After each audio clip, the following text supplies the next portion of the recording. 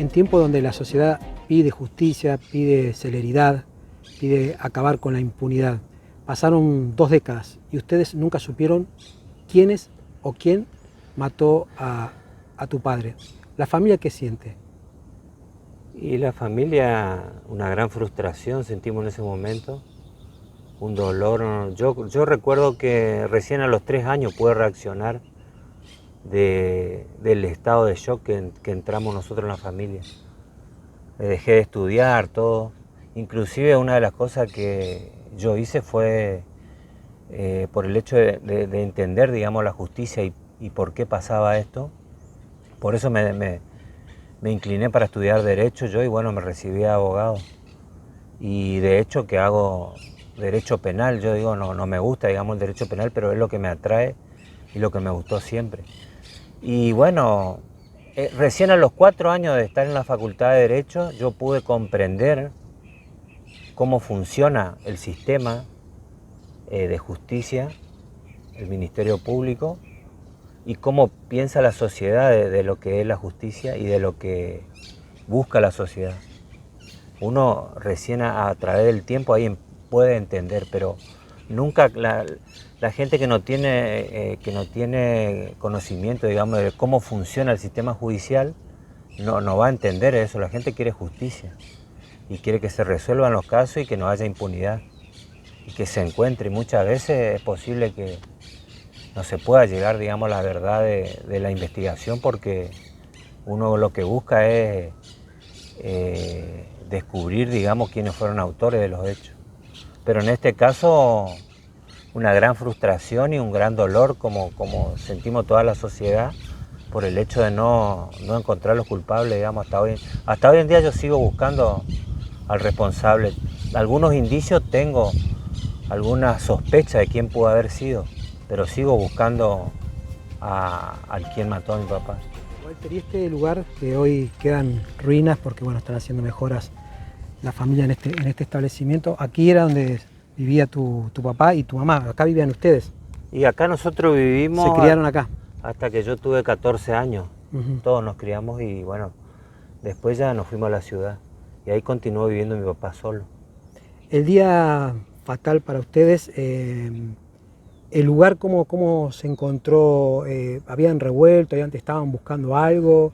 Según lo que vos podés saber. Todo estaba revuelto, toda la casa estaba revuelta. El colchón, todo, porque yo vine esos días a ver.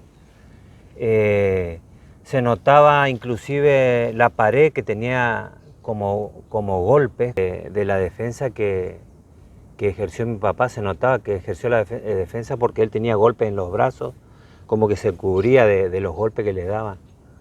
Y bueno, dentro de la casa todo revuelto era, completamente. En ese lugar trabajaban los 2 sospechosos de la muerte de Surugui. Ese campo, como nos decía Walter, fue vendido hace años y después los imputados, que fueron absueltos por el beneficio de la duda, se fueron de acá, de este lugar.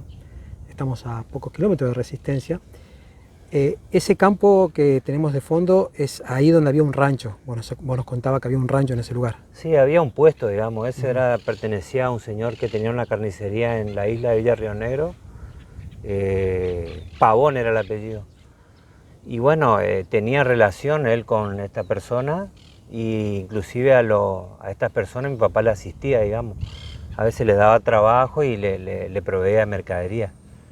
Y ellos, una vez que se hizo el juicio y que recuperaron la libertad, se fueron acá de la ciudad porque eran del interior de la provincia. Y bueno, se fueron, ni bien salieron en libertad, se fueron. Ellos vivían también cerca de acá, donde hay unos ranchos, al fondo, vivían ahí. En este lugar fue atacado tu papá, Ítalo. Queremos saber la historia de ese día, qué es lo que pasó, y luego de tantos días, más de una semana de agonía, tu papá fallece. Contanos, por favor. Bueno, eso era un 28 de diciembre del año 1999. Nosotros no vivíamos, mi papá vivía solo acá, en este lugar. Yo lo venía a ver a veces nomás, yo trabajaba en Resistencia y vivía con mi mamá en San Cayetano. Y nos informan que teníamos que ir urgente al hospital porque mi papá había sufrido lo habían atacado y bueno, necesitaban operarlo urgente. Entonces vamos y bueno, nos informan que él tenía un golpe en la cabeza y le ingresaba sangre a la masa encefálica. Se le había roto la tela madre y urgente se le tenía que operar. Entonces, bueno, nosotros damos el consentimiento porque de hecho si no lo operaban iba a fallecer. Y bueno, a los 8 días él fallece a causa de quedar, digamos, en terapia, fallece. Entonces en ese momento yo me pongo a investigar, digamos, a tratar de averiguar y colaborar en la investigación. Y bueno, ayudé en lo que pude a la policía para que se pueda esclarecer el hecho, digamos, de lo que le había pasado. Él en la madrugada del 28 hubo una tormenta y vinieron a golpearle, según lo que informó la hermana de él que estuvo hablando con él a la mañana. Él fue encontrado por unos vecinos que vivían acá, quienes después fueron detenidos. Ellos eran empleados del señor Pavón, que era dueño de este campo, que vendió, hace varios años vendió el campo. Esos vecinos le informan a mi primo que vive acá a 300 metros, ahí vivía el hermano de mi papá. Y mi primo viene y lo lleva al hospital Perrando a internarlo, digamos. Y ahí es donde le comenta que un tal Toncho le había golpeado la ventana y que le pedía que le abra la ventana para ingresar porque se le había roto el rancho de ellos. Y después él no quería hablar, decía, no, yo tengo miedo, yo no voy a hablar, yo me quiero ir a mi casa. Hasta que entró quedó inconsciente y ya no pudo hablar más. Entonces, bueno, después se hizo las investigaciones, se le investigó a estas dos personas, se lo tuvo detenido, se le hizo juicio y nunca se encontró, digamos, los verdaderos responsables de lo que pasó con mi papá. Él tenía múltiples golpes por todo el cuerpo, pero lo que lo llevó a la muerte fue un golpe que tenía en esta parte y otro golpe en la cabeza. Sí, fueron dos golpes letales. Letales, sí. Y si bien fueron procesados y llevados a juicios estas dos personas, ¿se supo tampoco se supo el por qué fue atacado tu papá? No, nunca supimos. Había versiones nomás de que él había vendido animales. Acá toda la vida ellos sufrieron robo por cuatrerismo, que actualmente sigue habiendo, digamos, el robo de ganado. Y nunca supimos cuáles fueron las causas y por qué. Solo versiones tuvimos. Tuvimos varias sospechas de personas que podrían haber sido los autores, pero nunca se pudo llegar a esclarecer, digamos, el homicidio este. ¿Y los sospechosos qué tiempo estuvieron detenidos? Estuvieron aproximadamente un año hasta que se hizo el juicio. Llegaron al juicio privado de la libertad. Sí. Y luego fueron absueltos. Sí, fueron absueltos por el beneficio de la duda. ¿Y vos qué edad tenías en ese momento? Y yo tenía 30 años en ese momento.